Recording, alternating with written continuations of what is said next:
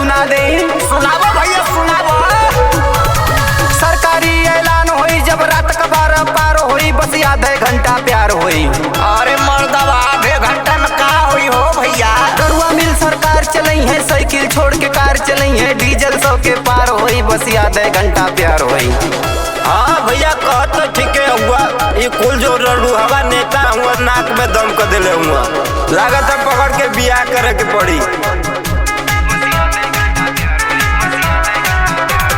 रोज देश में मार होई, कम न भ्रष्टाचार होई, बस वही का सरकार होई, जे मेहरी छोड़ फरार होई, बस आधे घंटा प्यार होई। हाँ भैया सही कहला हो।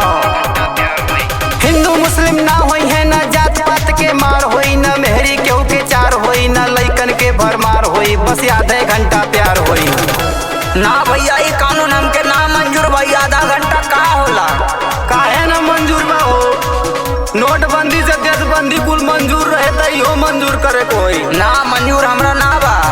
तो जेल जइबा।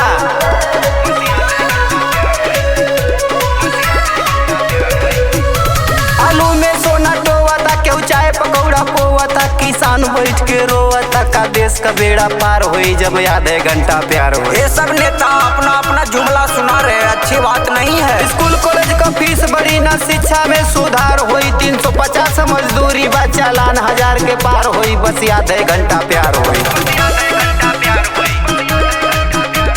सरकारी ऐलान होई जब रात का 12 पार होई, बस आधे घंटा प्यार होई।